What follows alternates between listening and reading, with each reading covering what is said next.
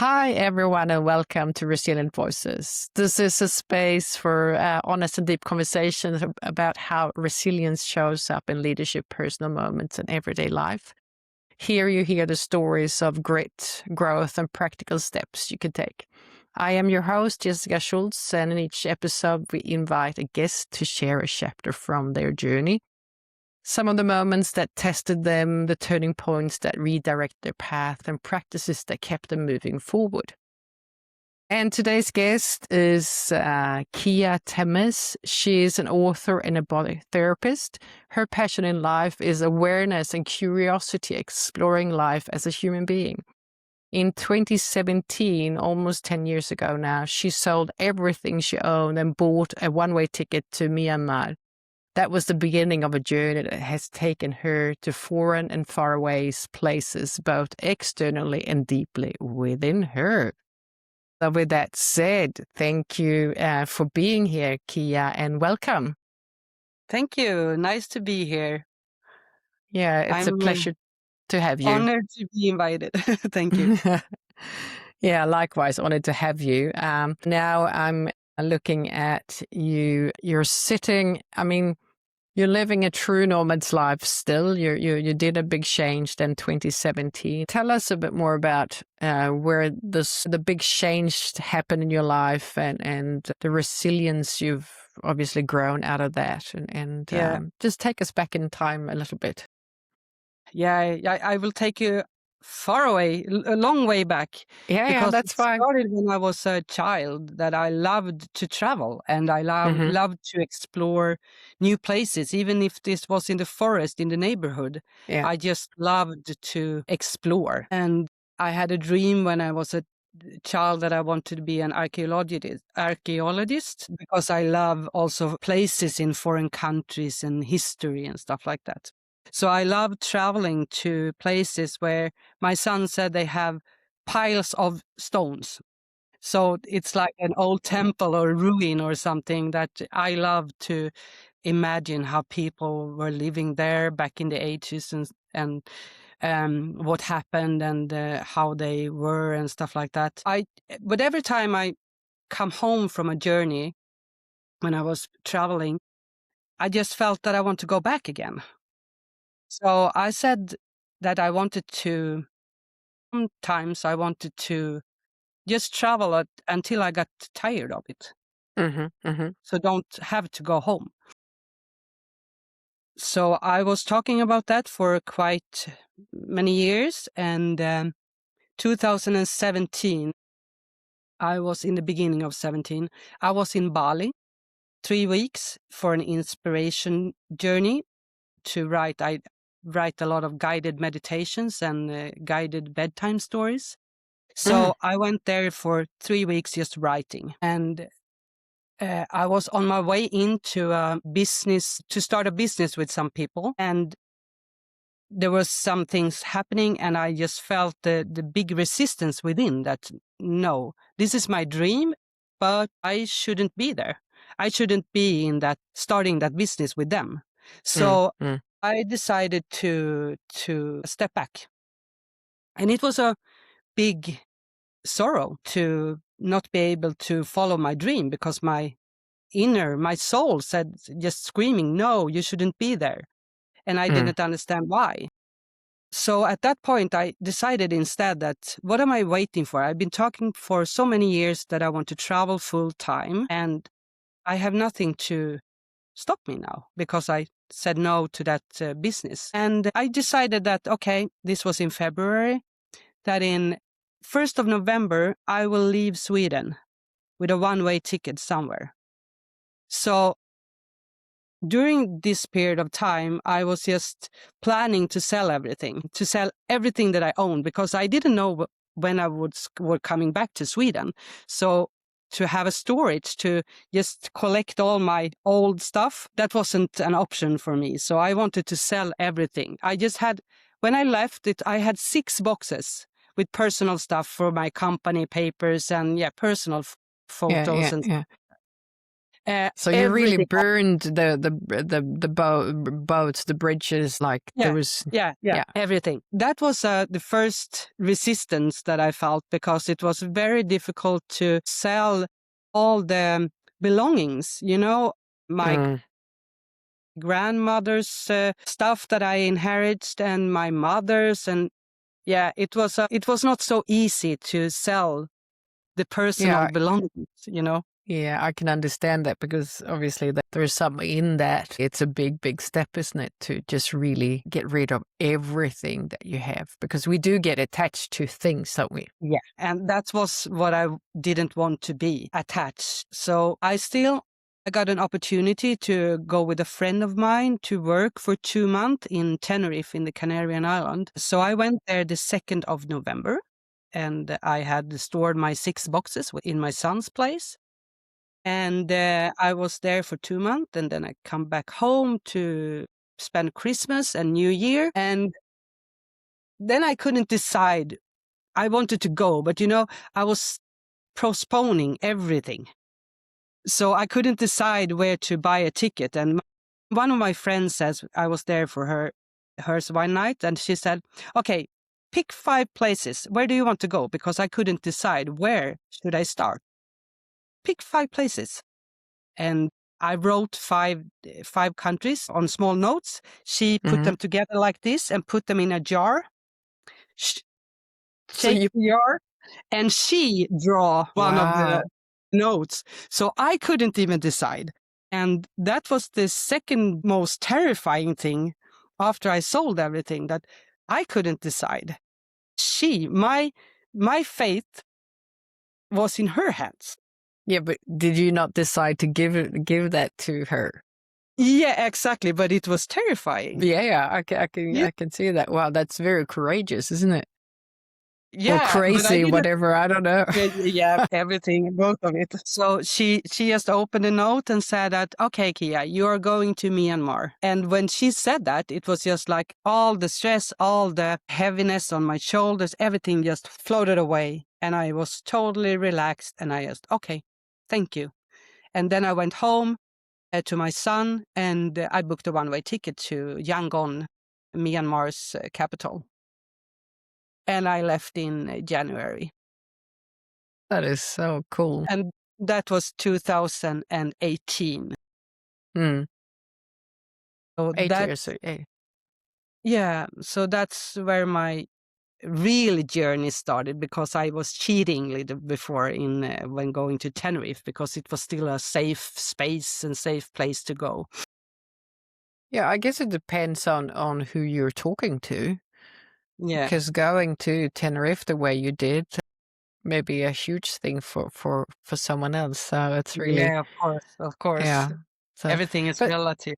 yeah, it is, isn't it? But tell me, how old was your son at this stage?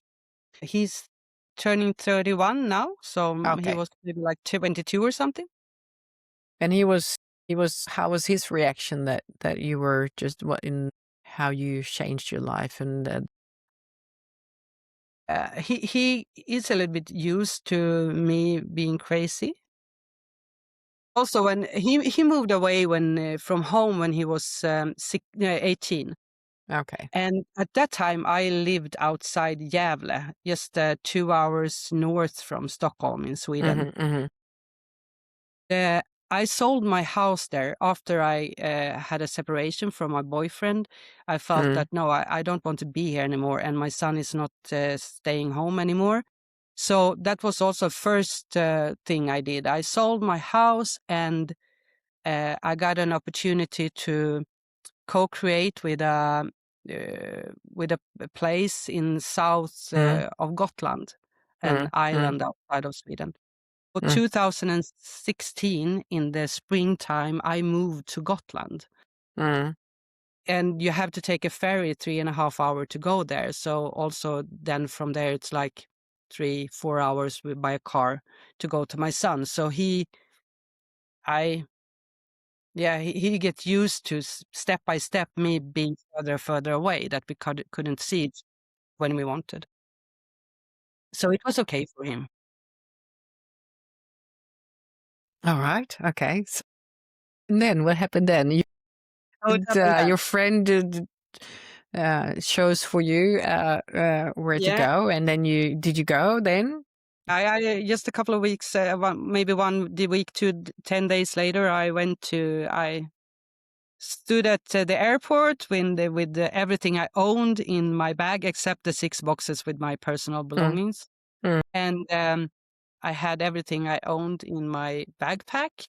And mm-hmm, yeah, I went to Myanmar and I started my journey there. And when I came there, I was totally breaking apart because I was in a completely new part of the world. I've been to Thailand and Vietnam before, but Myanmar was so not alike Thailand and mm, Vietnam. mm, So it was so different. And I broke down and just cried and thinking, I am crazy. What am I doing? What am I doing here? How mm, can I just leave everything? mm, mm, But then I started to adjust to the situation and to the place and traveled around in Myanmar for a month. And that was as long as my visa was valid. And after that, I went to Laos and continued to Thailand and Cambodia before, and then Vietnam. And mm. so totally in this period, I was away for traveling for 5.5 months Okay. before I felt in Vietnam that there are so many people in Vietnam.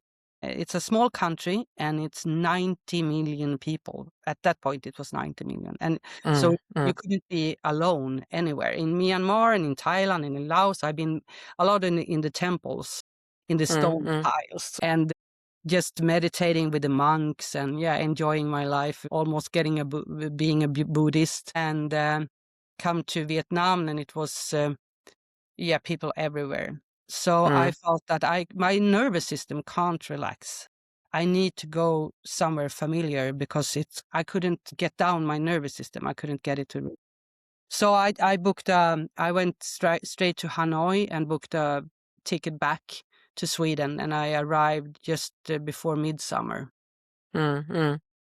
And then I just stayed in my son's house for 2 months and just relaxed and took Okay. walks in the forest and yeah, just my nervous system could feel it's familiar, it could relax.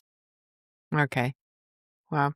Tell me, Kia, this when you actually left to Myanmar and when you start to explore, what was because you said that you had this longing for traveling, but what was the intention? What were you looking for? Do you know that really, or was that something that you sort of explored along the journey? Or Yeah, I explored along the journey, but now, several years later, I could also realize that I was looking for parts of myself. mm, mm, Um, I had a hole within, and yeah, so everything along that happened, and this was just 5.5, the first beginning, mm, and mm, it's kept going. But today I can see that all places I've been and all the people I met along the way also helped me to be more complete with myself within. mm.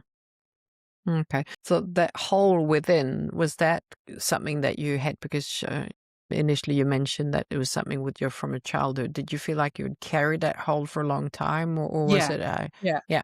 yeah.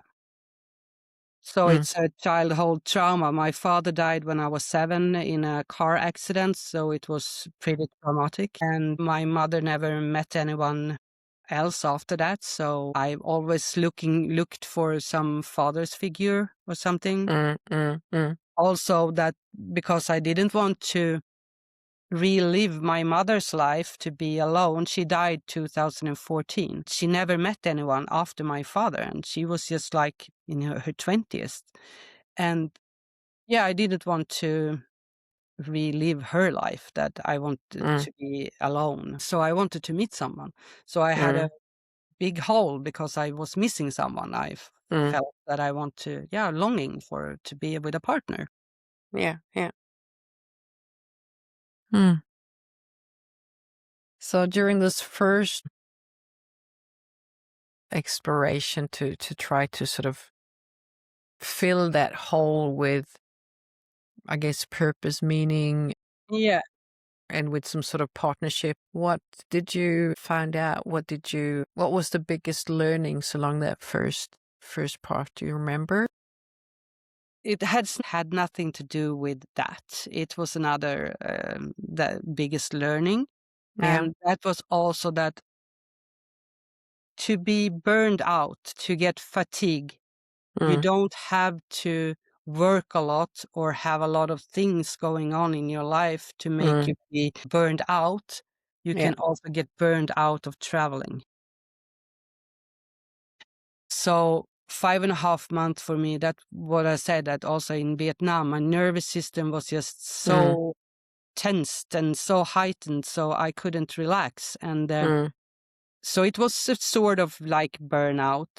mm, So that's why I could decide to go back home, because I knew that it don't going to stop. mm, mm, mm, Uh, that 5.5 first month just was the first phase, and took like I got full from traveling in that way. But I mm, didn't. I still wanted to keep traveling, mm, mm. not in the same speed.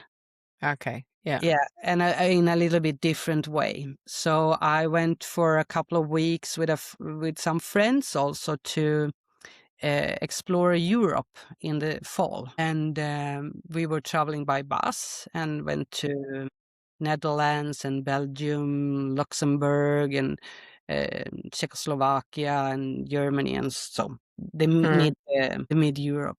And after that, I went back to Thailand for a couple of months just to relax. In one place, I didn't move. I was in an island just for 2 months. And I came back home to spend Christmas with my son. And after that, I went for New Year to North Cyprus. I had a lot mm-hmm. of friends that was working in North Cyprus with real estates. Okay. So I went there, and I liked it so much there. So I decided to stay. So I rented a villa there and stayed for almost a year. Okay. Yeah, Wow.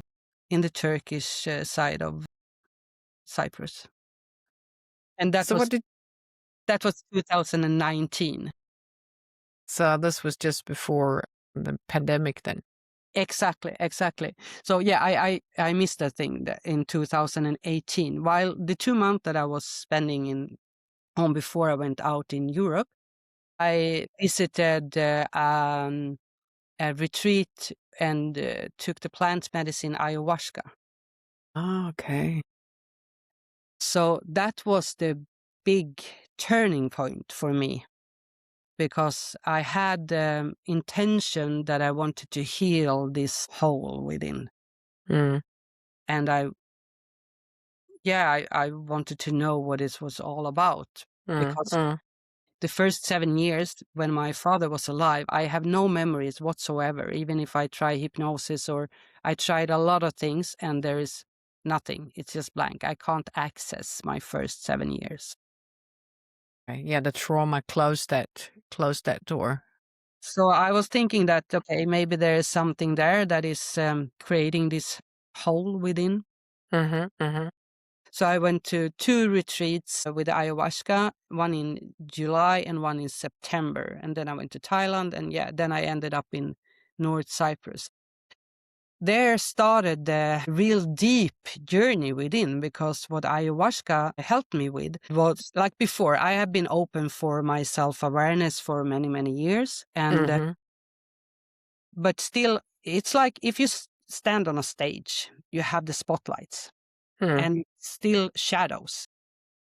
It depends on how the spotlights is, but it's still some shadows.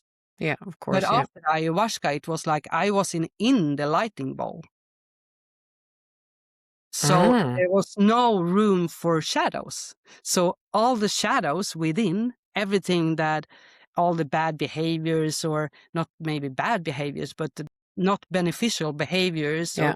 thoughts or feelings, everything, it was just like up in my face. So I couldn't close my eyes for it anymore.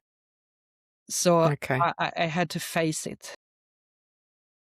So for those who don't know, of our listeners here, ayahuasca is a plant medicine. Yeah, from the you drink a brew, and it's a psychedelic medicine, Mm-hmm. but if I understand it right, it doesn't give you the DMT. DMT is the substance that gives you what you say, the hallucinations, Yeah, the high. but it helps your body to release its own DMT, because all of us has DMT in our system. You can activate it with breath work Yeah, and yeah. a lot of different things. And also when you're falling asleep, the DMT is going out in your bloodstream. So it's a natural substance within, but here you just take it and it increases the amount. Mm, So it helps to take away all the barriers you have with it can't hide anymore. okay. All right. Thank you for explaining a bit more about that. So with that experience, then, did you open up so you remembered then what happened before your no? No, no, I still don't remember. I have no idea. But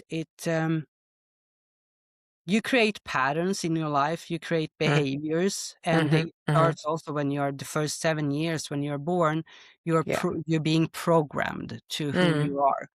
mm, Every time that I hold myself back or not being fully authentic or true yeah. to myself, don't set boundaries, I could Mm, feel before. I just like it was back here. mm, I didn't have to see it, but now it was in front of me, so I couldn't close my eyes because I have had to change. mm, Yeah, if it was a behavior that was not beneficial for me or for anyone else, I yeah. had to change it. And I had to accept it and embrace it. Okay. That's very powerful. Yeah. So how did that so when you become aware of that you have to do something, how is that manifesting in your is it like, do you just feel that this is how do you know?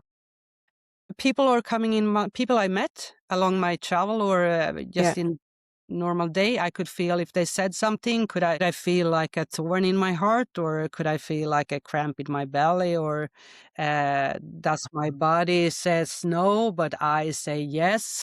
Mm. So all those signals from my body was so much stronger. Oh, So okay. I Okay. couldn't ignore them. So Yeah, everything was just like full volume. so it's like a bit like when you feel like when you meet someone and it's like, no, I don't like this person, and you don't really need to know the reason for it. So that's a bit, but you know, there's something there that's sort of, that's a bit off. Exactly. Yeah. Yeah, but this was like if I liked or not. It No, I'm lying if I say I don't. That it's about not liking parts of myself. It's not accepting part of myself. Mm-hmm, We mm-hmm, all have parts of ourselves that we don't accept, and I had to let those parts mm-hmm. show itself, and accept them and accept that also that part was a part of me. Okay. Everything is a Okay. part of me. And we play all these roles and we put Hmm. on masks Mm, if we go to work or if we are with a family or partners or kids or mm, whatever. We have these different roles and masks we put on. mm, And yeah, so I could see also when I put on a mask, like when I was a victim or when I was a little bit too intense to people, mm, and mm, when I was too bossy, maybe. mm, mm, And all these roles that mm. all of us play, I Yeah. saw them so clearly that this is Mm, just a role. This is not a part of me. And who am I? Who am the soul, the consciousness, Kia? And I still on that journey that I still discover new parts of myself. mm. And it's like the plant medicine is still in my system, or yeah, some way. But now I have trained myself for so many years, so it's not much that affects me, both that what we call trigger me, Mm, or that if I see a new part of me, new mask or a new role, I mm. can laugh at myself. I could say, "Oh, now I was a little bit like that." Don't be ashamed of it. Okay. So you're this this whole journey that started, like, had started longer, but long before the 2017, like traveling. Yeah. I mean, in the world, but also internally. Is that built? You're talking about resilience. So what do you see in that path that you started? That, I mean, obviously, I guess this with your nervous system, I pick up a couple of it. Was really hard to come to Myanmar, and you started questioning, what am I doing here? And that was sort of, you overcame that, and then sort of, was there any other significant event that sort of, that built that strength and resilience for you to move on, that was crucial for you in your further exploration of Yeah. yourself? It was still also in Myanmar. The first month was the where I learned the most, I think, Mm, because also the internet connection wasn't so good there. mhm. So I had I struggled with booking a flight out from Myanmar Wow. because the internet wasn't working, Yeah. and a lot of other stuff and things didn't work. Mm, mm, So it was I had to train my control need because I wanted to have all the steps ahead. Yeah, in advance, I wanted to know everything, mm, mm, but it was impossible to plan mm, ahead, mm. especially in Myanmar. So I had to just let go of my need to control the outcome and where to go and how to go there and when to go, and just go with the flow and relax and trust that I will be exactly where I should be at the exact right time, even if it's not where I thought I would be. Mm. So that was a really good lesson for me to learn, to not control life and outcome of life. And that has also helped me to go through life, all the struggles and all the resistance you can meet in life. Yeah, it helped me a lot to just remember, just relax and let go. I think that that's a very powerful life lesson, isn't it? Yeah. Because that is really, and I think what I hear you say as well is that it's also about the expectations of how things should be. Then, if you don't have that, then life becomes quite free, doesn't it? Yeah, exactly. If what I can imagine is a limitation, magic happens if I can let go of my idea of how things should be. Mm,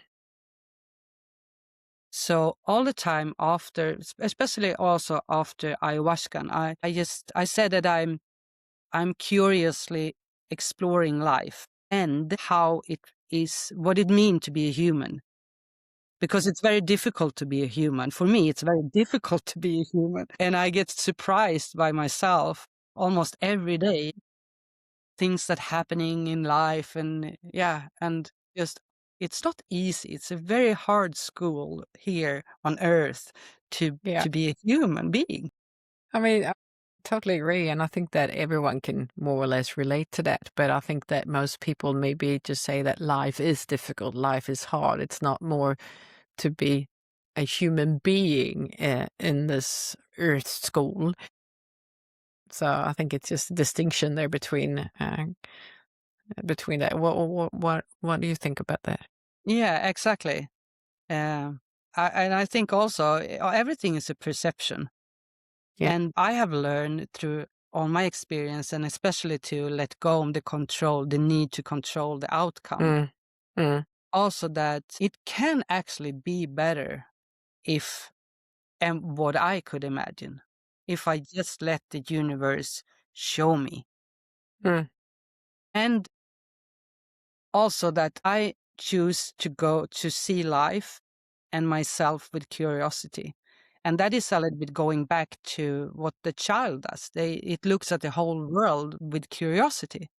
And we lose that along the way. We stop being curious. So why is that, you think? I think we think it's a part of adulthood, that it should be like that. Yeah. And that is also what I think is one of the big thing that makes life difficult, hard. If we could When you wait. explore different opportunities, different way of doing things, different ideas, different thoughts, maybe, with Mm. and curious and be curious, Mm. we can. You don't. Many people are afraid of living, and I think if we are more curious, then the scare, the fear will fade away. Mm. Because if you just curious explore something, it's not so bad. It can't go bad or right. It doesn't matter the outcome. It just is. If you're just curious and explore life, then it Yeah, doesn't because matter. then with no expectations of an outcome, because that's what you're saying. So an exploration. Yeah, I totally agree with that. I find it myself in my life that when I started to sort of let go of the expectations of a certain outcome and just really is like curiously exploring, okay, this experience, this situation, I'm not really enjoying it, but I just need to sort of, okay, so explore this, feel it, be with it, and see where it takes me. And it just makes life flow a little bit easier when you're in that mindset and that when you have that curiosity and not so much expectations. exactly. So for me, life is much easier. I have my struggles in life as anyone else because we Mm. are humans, Mm. but I don't take them so seriously, and they don't affect me in the way that I just go down in a depression, or it's, I don't see it as a problem. I can see it as a challenge, or like something to learn. And Mm. Mm. yeah, also when I face something that I don't have the solution to, I know that also that I have to open up Mm. for the universe, or what you call it, to show me the solution. Because if I had the solution, I wouldn't have had that problem. No. Yeah. So I have to open up, and to be open that I'm not sitting on the solution, but someone else is doing, and I'm open to receive that. Mm. That's just a very different way of think, at least from how we are being taught Yeah, to live our lives when we're from our blessed parents that maybe didn't know better. But I think that it's one of those things that it's beautiful that you share that, because I think it's an thank you. important situation, exploration way. I mean, it's a perspective of life. I don't know, what do you want to call it? Yeah, yeah, for me, the way I learned is, I call it Mm. perception. Yeah. Perception. Yeah. Yeah. So you can choose. It's like, is the glass full, half empty, or is it half full? It's also Mm. perceptions. Yeah. It's similar. It's always at least two sides of Mm. everything. Mm. Mm. Minimum two sides. Yeah. Yeah. Thank you for that. I'm just a bit curious about, because you went to North Cyprus, and then did you stay there, or where did you go? Because where did you end up during the Yeah. pandemic. Were you stuck somewhere, or did you actually move on Um, from? no, I stayed in North Cyprus almost a year, Mm, and I went back home for Christmas on 2019, and then before New Year's Eve, I was visiting a couple of friends in Tasmania, Australia.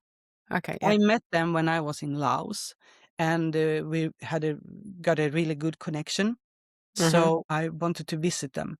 So on New Year's Eve at 7 in the morning, 2019, I landed in Sydney, and then we drove a car down to Tasmania.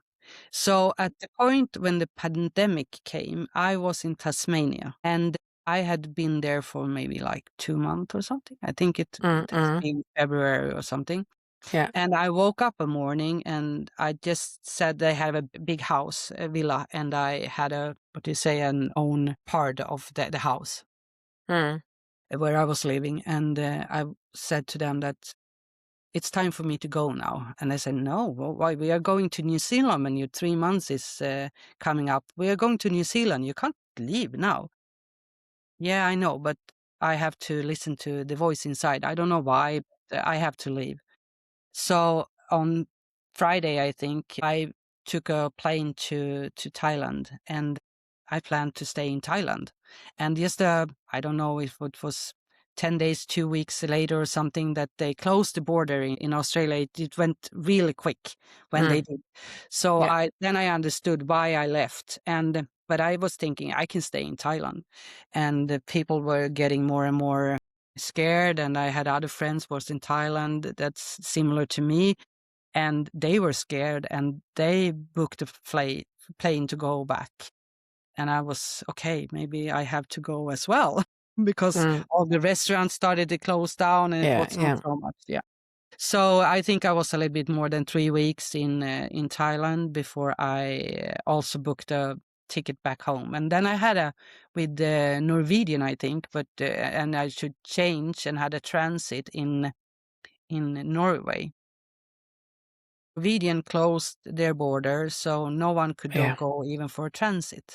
So I got a refund and I had to book a new ticket, and I went back home through Moscow in Russia Mm, and back to Sweden. And at that point, I didn't have anywhere to stay. So I felt that I can't stay with my son anymore because now I don't know how long I will be home. So I found in south of Gotland again a small house to rent. mm. So I have been here since more or less, Okay. but I'm coming and going. I live in two places now, but I have Gotland as a base. Mm, mm. Oh, exciting. I'm just a bit curious. All this time, have you been doing some sort of work, or have you had the luxury to just sort of to travel and?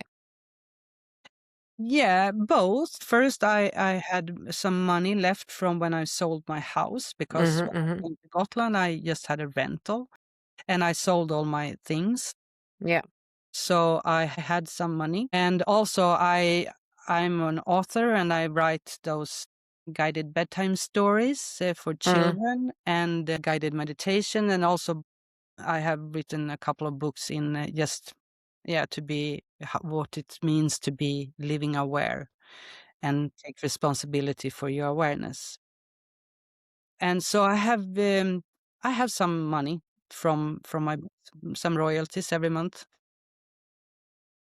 Yeah. And I have been, I'm a therapist as well, so I can give some treatments if I need money, but I have my own company and I've mm, had it all the time when I was out traveling as well. But I also can, I'm a hypnosis therapist, so mhm, I can do that online, and I have been coaching and have mentorships and yeah. mm. So, And because I didn't have any, also no bills to pay. I didn't own it. I didn't have anything. Yeah, I had my own insurance and the lowest you can have on my phone, but it was maybe 100 euros. I didn't have any more expenses than that. yeah, Yeah. then S- it's quite easy to Yeah, yeah, yeah, yeah. Yeah.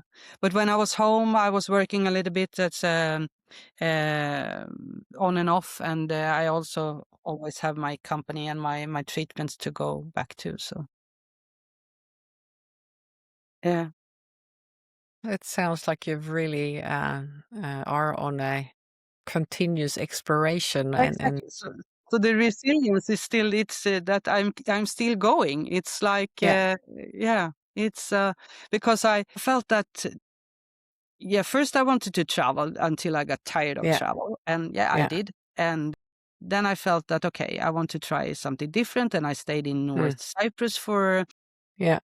for almost a year, and after that I've been now it's 3 winters that I have been in Tenerife in the Canarian Islands. So and also it's very very super expensive down there to rent an apartment. So I was doing some calculation and realized that it will be cheaper for me to buy a camper van and drive down there and live in my camper van. So I've been doing that for 3 winters. That's pretty cool. Yeah. And I'm just because I found something I don't know. There's you can do like a resilience test. I'm not certified doing this, but I found this through a woman that's actually been a guest on this podcast earlier.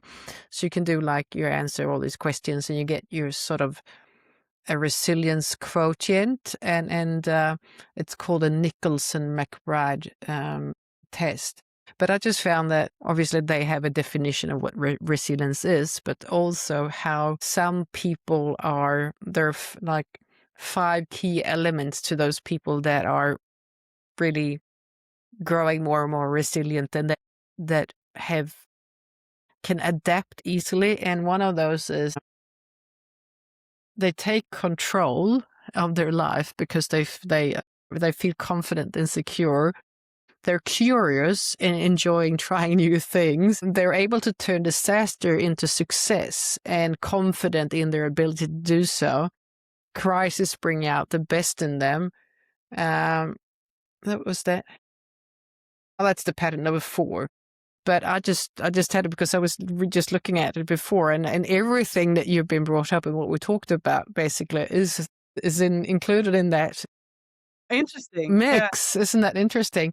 So, and the 5 elements that because they say that there's evidence that you can actually cultivate these skills to overcome situations and become more and more resilient. And they talk about optimism, solution orientation, individual accountability, openness, and flexibility, and the ability to manage stress and anxiety. And it just really feels like the whole conversation that we've just It's what we spot talked on. about. It's spot on. So check on that, Kia. Yeah, You're very everything. Yeah. just really tick all the boxes of a person who's resilient and who can like manage and navigate those challenges that comes up in life. Yeah. And even though I have this, yeah, not even though, but yeah, it's thanks to this ability to do all the thing that you were telling, that life is most of the time, I think it's not easy, but it's enjoyable. Because I also see resistance and challenges as something that I'm learning and Mm, I'm growing as a human being, and yeah, that is enjoyable. yeah, and I think that's super important in order to go through life and feel like you're actually living a meaningful life and with awareness and understanding that things that come in your way, they're not happening to you, they're happening for you. Exactly. Yeah, Exactly. yeah, yeah. But So Kia, do you, in this living this life, this flexible, you spend a lot of time on your own. yeah, yeah. Do you feel like, do you get lonely? And No, not anymore. I had the, as I told, this hole within before, but at this point, no. and I'm single, or I don't want to use the word single. I choose to be by myself Mm-hmm. because I'm fully, uh, yeah, good with my own company. So I don't have any longings anymore. I don't have any desires like I had before. Now nothing matters, but in a good way. It's not that I'm don't care, because I care super Yeah. much, but things doesn't matter. It is what it is, and it's fine. And what I know is that also that whatever is today, it will change. Yeah, Everything definitely. change. Yeah, everything is impermanent, isn't it? It's just Exactly. So I know that I don't know anything, and the more I know that the less I know. And the more it is to explore and to learn and to yeah, discover. yeah. And yeah, and now, yeah, I still also here. I'm choosing south of Gotland, and it's very and Mm, I live on the countryside in a small house, and it's just 26 square meters. And I have my camper van, and I have everything I need, and I'm just happy to take my camper van for a night and go somewhere else, or mm. visit some friends in the mainland or whatever that I'm working in between. And but work is, for many people also, that work is a word that it connected to something that they don't want to do.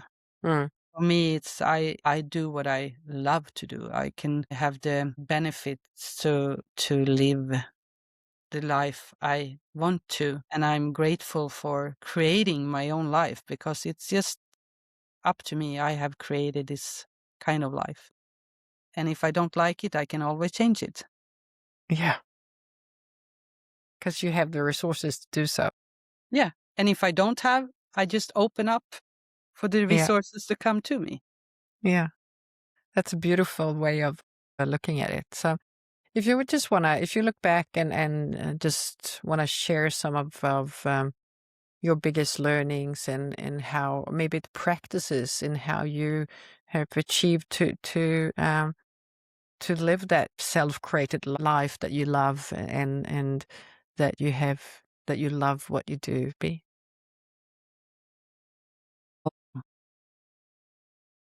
One of the most important tools that I use is my breathing. mm, And whatever happens, I can just focus on my breathing. And it's like sometimes in life, it feels so untrue. Life feels untrue and mm, unreal. mm, And the only thing that is real is my breath, one breath at a time. And if I feel stressed, or if I feel angry or whatever, I go back to my breathing. And if I can't sleep, I go to my breathing. And whatever I do, I'm conscious of my breathing, even when I'm sitting here. So that is, for me, it has been my number one biggest tool.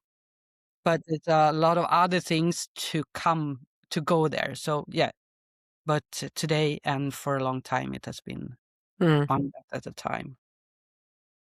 Yeah, Mm. that is a very, it's not always easy, but it's simple. It's a Yeah, simple tool and you always carry it with you. yeah, exactly. You don't have to go anywhere to do it. You don't have to have anything to do it, or be in a special mode to do it. You just do it.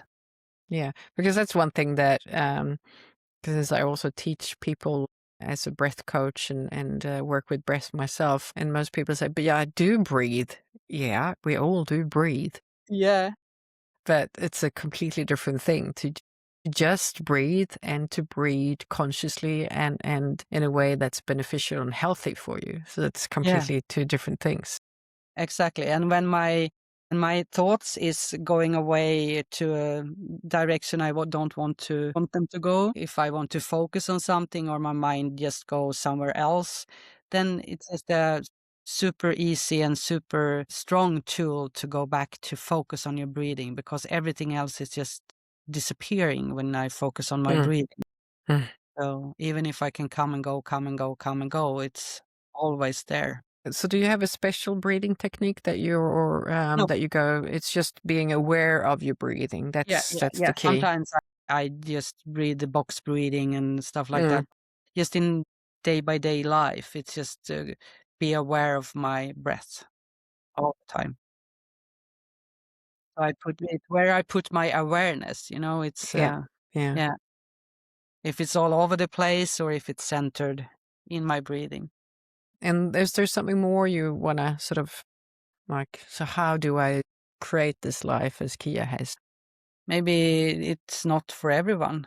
I don't know. Yeah. Yeah, and maybe not exactly, but even so, a life of your own choosing, of your Yeah. own creation. Yeah, I say just be curious. If you are curious, nothing can go wrong Yeah. because you are curious. Yeah. Yeah. Yeah. That's a If good you one. try to, yeah, if you will do something and expect that it should be good and it should be in a certain way, then you can end up feel like you're failing. But if you're Yeah. curious, you can't fail. Yeah. You Yeah. just It's explore. And yeah, yeah. I love that. what That's happens so if I try this one? What happens yeah. if I try to do it in that way? Mhm. Oh no, it Mhm. didn't work. Okay, and now I know, then I can do another way. So you don't take so hard on yourself or the Yeah. outcome if you're Yeah. curious. Because you're just curious. You just want to try out like a child. Yeah. When you Yeah. burn on the plate, you know that you shouldn't put your hand on the plate, but sometimes you have to do it because otherwise you don't learn. Yeah. It's the same in life, but take back your curiosity and be, then you will be brave. The courage is coming along. It's going hand in hand with the curiosity. Try to That's do that things in a yeah. different way. Try Yeah. to say things in a different way, or just walk backwards to work or whatever. You try new things. Rewrite your synapses in your brain. And what just came to me is just that jump in those puddles of the rain and Yeah, just do those things that are unexpected from an adult, maybe. exactly, exactly. So I have a dream that I want to create like a playground for Yeah. adults. I want to jump in an ocean of, do you remember those balls, Yeah. The colors? yeah. Ocean with balls, plastic balls. Yeah. Yeah. Yeah, I know I what. want to jump in those. They have an age limit. Yeah. It's really strange that they do, don't they? Yeah, I So want to yeah, go in a yeah. A rutschkana, or slide. what A it's in. slide. Yeah. I want to go Yeah. in a swing and yeah, and I do that if I have the opportunity, but do it more like playful. Mm. That sounds like a great idea. So let me know when you open that playground. I will definitely come and play with you, Kia. Yeah, yeah. I hope so. I don't know where in the world, but if it's meant for me to do it, the circumstance will just appear. Yeah, absolutely. Absolutely. Just a short, what is resilience for you? I think we've touched that a lot, but just sort of, do you have like what comes to you when we talk about resilience? Yeah. Just keep doing whatever you want to do, even when you don't want to do it. It's, for me, it's also a little bit of have a structure in life, that put up structures to help you to be resilient. So you don't fall out from all the life's distractions. Mm, mm, And it's okay to fall back sometimes, but don't stay there. Just keep going. And if it's not your way, path that you are on, just change direction. Do something else. Follow the inner guidance, because it's there all the time for all of us. We just have to learn to listen to it. And the more we listen to it and follow it, the guidance, the stronger it will be. Yeah. And the easier it will be. It's like training. If you go to the gym, it's the same thing. You have to train everything. Yeah. Oh, that's beautiful. Thank you for sharing that. I'm thinking about, you said, I mean, one breath at a time, and I think that one step at a time, and just keep on listening to that inner guidance. Yeah, exactly. And also another thing is, if you don't know where to start, it doesn't matter. Start with something. Yeah. Just Yeah. something. Yeah. It doesn't matter. It can't go in the wrong order, wherever you start. And Yeah. sometimes life just appears when you take a step, the Mm. next step appears. So you Mm. have to start somewhere to see the next step. And most people, unfortunately, just get stuck in not doing Yeah. because they Yeah. don't know how. I didn't know how, and I still don't know how. But you're still doing it. So, I'm so still doing and so the something. key, yeah. So the key is to just do something, and the rest will follow. And the path will appear, isn't it? Yeah, exactly. And if it's not the right path, then I will be shown in another direction and I Yeah. will feel it. And okay, because I Yeah. still want to go some places in Yeah. some Yeah. directions, but life have other plans for me. So Mm. also like to be brave enough to let go of whatever it is that Yeah. holding me back. Yeah. Yeah. If it's a person or if it's a situation or whatever.